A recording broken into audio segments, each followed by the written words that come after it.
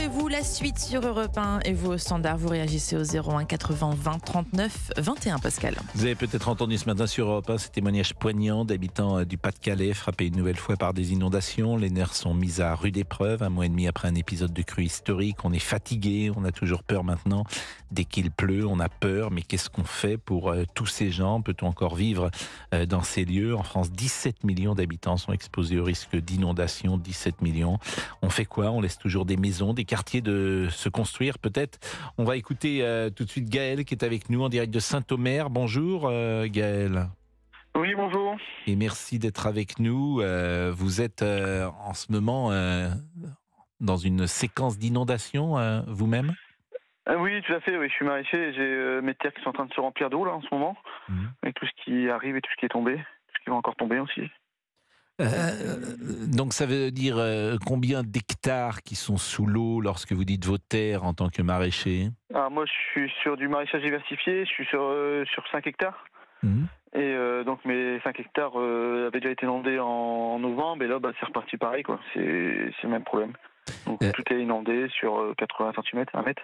Donc ça veut dire que lorsque ce que vous cultivez est inondé, c'est évidemment perdu. Tout à fait, oui. Quand ça dure aussi longtemps que ça, oui, c'est perdu, ça pourrit, et après on peut plus rien récupérer quoi. C'est tellement humide que c'est impossible à récupérer. Mais qu'est-ce qui s'était passé puisque c'était déjà inondé il y a un mois, me dites-vous? Donc vous aviez réussi quand même à récupérer des choses cultivables? Ou est-ce finalement, est-ce que cette nouvelle crue ne change rien puisque déjà tout était perdu avant? Il y a quelques pieds de fraises que j'avais réussi à récupérer un peu. Mais par contre, ce qui était bien, c'est que ça commençait un peu à l'eau s'en aller, donc ça commençait à aller, on espérait que ça sèche un peu plus vite que prévu, et pour pouvoir replanter, ressemer là dans les mois qui viennent. Mais là, si ça redémarre de plus belle, on ne sait pas du tout quand est-ce qu'on pourra replanter et retravailler le terrain, quoi. Gaël qui est avec nous. Gaël qui est avec nous en direct sur Europe 1, en direct de Saint-Omer, qui est maraîcher. On peut dire ce que vous cultivez précisément comme maraîcher, Gaël? Oui, tout à fait. Donc, je fais de la tomate, de la courgette, des concombres, des salades, des pommes de terre, patates douces, des fraises, de la rhubarbe. Bon. Et vous évaluez voilà. votre perte en termes de pourcentage. C'est 100% de ce que vous aviez planté qui est fichu? Oui, tout à fait. À l'heure actuelle, 100%. Et même pour ce qui va arriver cette saison, est-ce que ça va pas donner des maladies en plus, quoi? Faut voir aussi le futur. Et pour cet été, est-ce qu'on va réussir à avoir des récoltes? Ça fait combien de temps que vous êtes maraîcher à Saint-Omer, Gaël? Alors moi, ça fait 3 ans que je suis en couveuse et l'idée c'était de pouvoir m'installer là en début d'année, en 2024. Ça veut dire quoi être en couveuse? Je suis aidé par une pépinière, comme une pépinière entreprise en fait. Donc au début, je suis pas encore à mon compte, mais l'idée c'était de pouvoir démarrer le maraîchage à mon compte en début 2024. Vous avez quel âge, Gaël? 35 ans. Donc vous êtes un jeune maraîcher et vous êtes de la région? Vous êtes de Saint-Omer?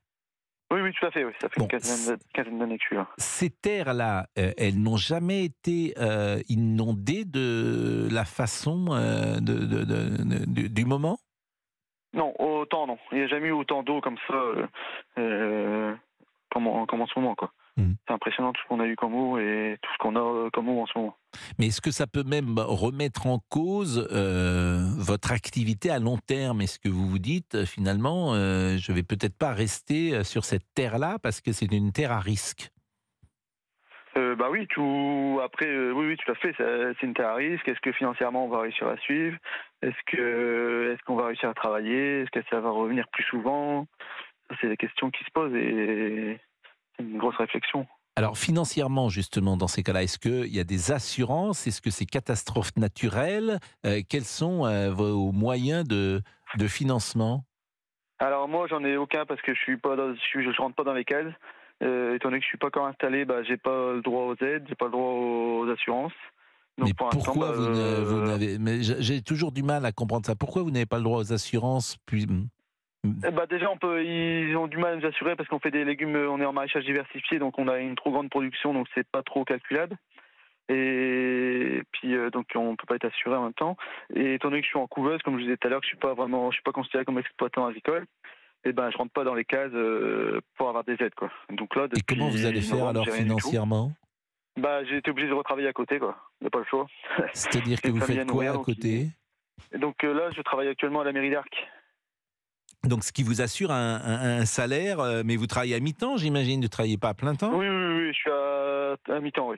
Actuellement, je suis à mi-temps, donc pour essayer de compenser un peu. Euh, je salue Lionel Gougelot qui nous écoute, qui est le correspondant dans la région et que vous connaissez depuis tant d'années sur Europe 1. Et il m'envoie à l'instant, pendant que nous parlons, ce petit SMS que je découvre. Les maraîchers agriculteurs vont également se retrouver confrontés à des problèmes de pollution des terres suite à ces inondations, me dit Lionel, que je salue d'ailleurs et à qui je souhaite la bonne année. C'est un peu ce que vous disiez, Gaël, c'est-à-dire que vous aviez peur que les prochaines récoltes soient effectivement entamées avec des problèmes, en l'occurrence de pollution liée à l'inondation. C'est ça, oui, la pollution, les pourritures, les maladies qui vont se développer dans les sols. Ça, c'est ce qui nous attend, quoi. C'est ça la crainte aussi. Bon, Ça va, votre ça va pas. habitation est elle-même soumise à... Non. Non, ça va, j'ai cette chance-là de ne pas avoir l'habitation qui soit sur le lieu, en fait. Donc là, pour le moment, ça c'est bien. Bon, bah écoutez Gaël, j'imagine que la période n'est pas forcément joyeuse en ce début d'année, mais vous relevez quand même, vous gardez le moral. Et, Oui, oui, oui. les prochaines d'ailleurs prévisions météorologiques annoncent-elles une décrue? Je n'en suis pas certain, Gaël. Non, non, pour le moment, non, non, ça annonce encore, on est qu'en rouge et pour un petit moment, je crois.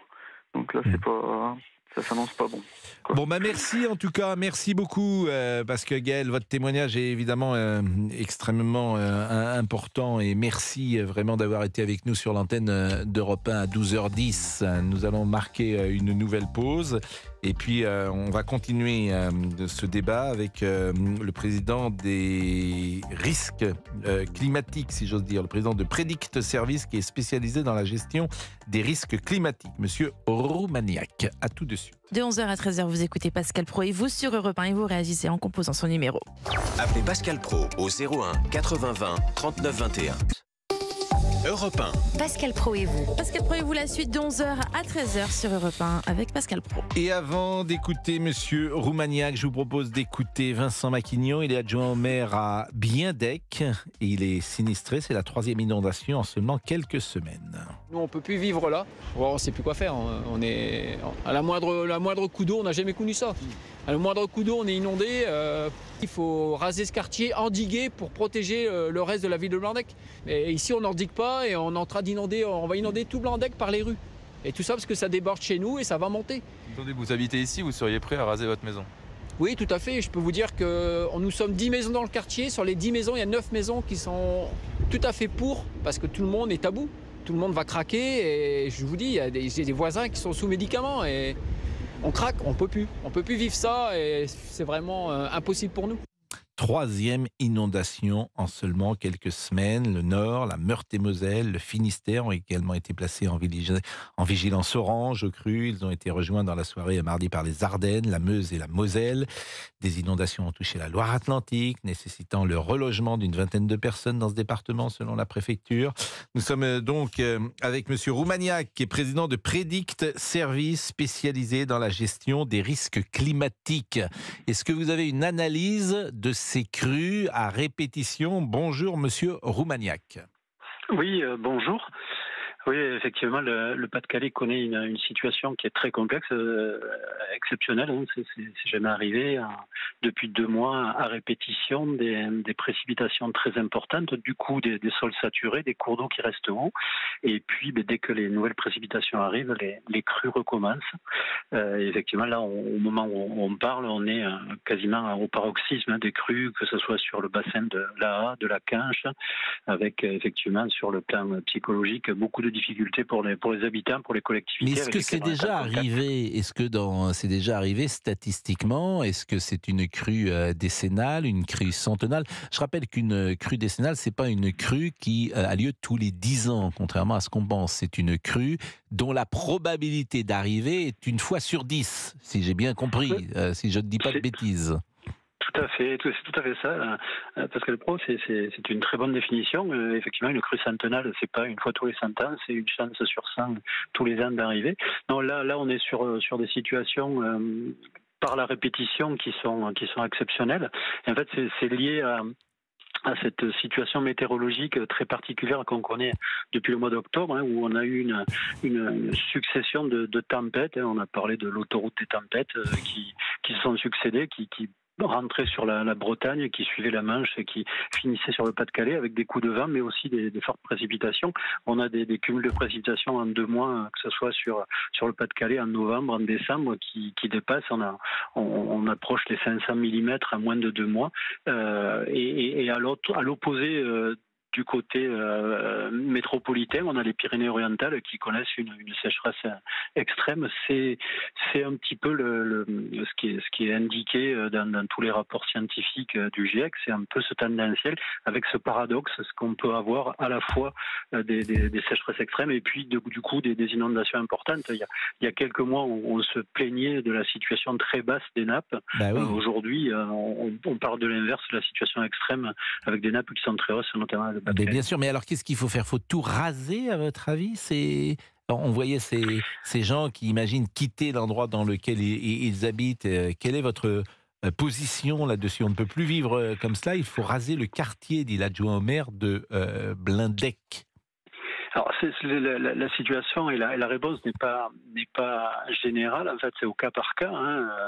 On sait qu'en France, effectivement, il y a quasiment 18 millions de Français qui vivent dans des zones potentiellement inondables. Donc, on ne peut pas raser les habitations de 18 millions de personnes et les faire déplacer. Mais ponctuellement, il y a des dispositifs en France qui permettent effectivement de déménager des gens, de détruire des maisons et pour aller s'installer sur place. Et il y a des organismes, il y a des services d'État qui analysent effectivement l'opportunité de réaliser ça. C'est les premiers déplacés climatiques, on va dire. Quand on parle de réfugiés climatiques, on pense immédiatement à Bangladesh ou des pays extrêmes. Mais il faut voir qu'en France, voilà. Tout à fait, ce sera peut-être les premiers exemples. On a eu ces situations-là après la tempête Xynthia sur la côte atlantique, où des gens ont été déplacés. On a eu ça dans les Alpes-Maritimes avec la tempête Alex, on a eu ça dans l'Aude à Trèbes aussi.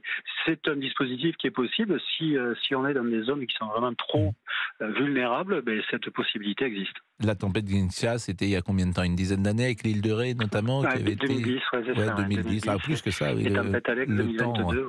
Le temps passe vite, mais c'est vrai que c'était incroyable, et notamment pour ceux qui étaient l'île de Ré, qui avait été le plus touché, bien évidemment. Alix Roumaniac, président de Predict Service, spécialisé dans la gestion des risques climatiques. Je vous remercie beaucoup, monsieur Roumaniac, et puis je vous souhaite également une belle et heureuse année. De même. Merci. Et bon courage à nos amis du Pas-de-Calais. Bien sûr, on pense à eux et tout Europe 1 pense à eux. Et Lionel Gougelot, effectivement, nous rapporte des témoignages que vous avez pu entendre ce matin qui sont poignants. Il est 12h19. On va marquer une pause. On va avoir d'autres sujets que nous pourrons aborder d'ici 13h. Est-ce que vous passez votre temps à filmer tous les événements que vous vivez? C'est une image qui a frappé les uns et les autres, une image de notre temps. Vis ta vie dans ton écran. C'était dimanche soir, sur les Champs-Élysées, le 31 décembre à minuit. C'est-à-dire que tout le monde, c'est une très belle image d'ailleurs, visuellement, puisqu'on voyait tous ces portables allumés devant l'Arc de Triomphe. Mais les gens, manifestement, se regardent ou vivent. On n'apprécie plus le moment. Comme dans les concerts, les personnes qui filment dans les concerts, moi je comprends manifestement, ils le vivent différemment de vous. Oui. Ils vivent leur vie dans leur derrière leur écran. Ou à travers leur écran, je ne sais comment dire. Donc on pourra en parler. On pourra parler du Dry January. Est-ce que vous l'avez... Qui le fait, le Dry January? Moi, je le fais. Vous l'avez J'ai commencé le 3e jour. 3e jour, oui, j'espère bien. Hier soir, elle a tenu.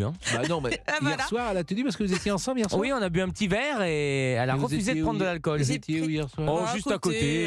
petit Voilà, café. oui. À quelle heure Ah bah non, mais attendez, à quelle heure 18h, je sais Ah pas. oui, voilà, 17h. 18h. Non, mais si, 16h. C'est d'abord, vous voyez, ça, c'est tendancieux. Vous dites hier soir, c'était 16h. Non, C'était un goûter d'enfant, Il faisait excusez-moi. nuit. C'était vers 17h. C'était Oui, c'est pas vrai. 16h, tu vois là. Parce que le soir impliquait quelque chose, vous Genre voyez, d'un peu 19h, 20h. sulfureux. Enfin, moi, j'ai pas arrêté à 18h, mais Ah, on a ouais. commencé à Moi, 18h. j'ai Oui. Et vous avez pris un petit alcool Oh Non, mais un petit, mon un petit cocktail, voilà, rien de. Et l'alcool de noix Non, Vous n'avez pas pris l'alcool de noix. Bon, Non. donc vous ne faites pas le dry January. Ah bah non, Non, il je le le fait fais. pas. Pardon, non, je le Moi, fais je pas. le Oui. fais. Vous le faites vous Moi, je le fais, oui, bien Ah sûr. bon Ah oui. Oh, Mais toute l'année. Oh non, menteur. le dry gear. Ah bon, dis donc, on savait pas. Bon, le dry quoi Le dry gear. Bon, d'ailleurs, on a dit qu'on ne dirait pas ce nom-là. On a dit quoi Ah oui, le l'expression janvier sobre. Janvier Sobre. 45 rue de Poliveau. Vous êtes Janvier. bien Monsieur Janvier au 45 rue de Poliveau. Pourquoi vous me demandez ça? Je ne vous le demande pas puisque je le sais. Vous connaissez toutes les répliques comme ça à chaque fois. Vous les regardez combien de fois les films C'est Jambier d'abord. C'est Jean Biais. Ben oui, c'est Jambier. Et dans la nouvelle de Marcel Aimé, c'était Jean Blier, pour te le dire. Parce que c'est une d'accord. nouvelle de Marcel Aimé, Elle a traversé de Paris, qui avait été adaptée par Claude Autant-Lara. Mhm. Et c'est Jambier, 45 rue de Poliveau, qui est joué par Jean Gabin. Et Jambier, c'est Louis de Funès. Jambier, 45 rue de Poliveau. Bien sûr. C'est 400 francs. J'ai la tête qui tourne là, avec toutes ces infos. C'est Vous me faites tourner la tête le 3 janvier. Vous connaissez pas ça? Si, vous le faites à chaque fois. Bien sûr, je connais. Chaque fois, il y a Bourville. Hein. Oui, Bon, et c'est un film extraordinaire. mais évidemment. Mais vous l'avez vu ou pas? Mais non, je l'ai pas Oh vu. là Oh, mais là. arrêtez, laissez-moi. Moi, j'ai Les vu gens- Spider-Man et voilà, c'est déjà pas mal. Spider-Man, vous l'avez vu, Oui. oui, bon. Ouais, bon. Du Dry January, on arrive à Jambier 45 rue de Poliveau. C'est quand même. Bon, on marque une pause et on revient avec Jambier 45 rue de Avec Poliveau. plaisir. À tout de suite. Vous écoutez Pascal Pro de 11h à 13h sur Europe 1.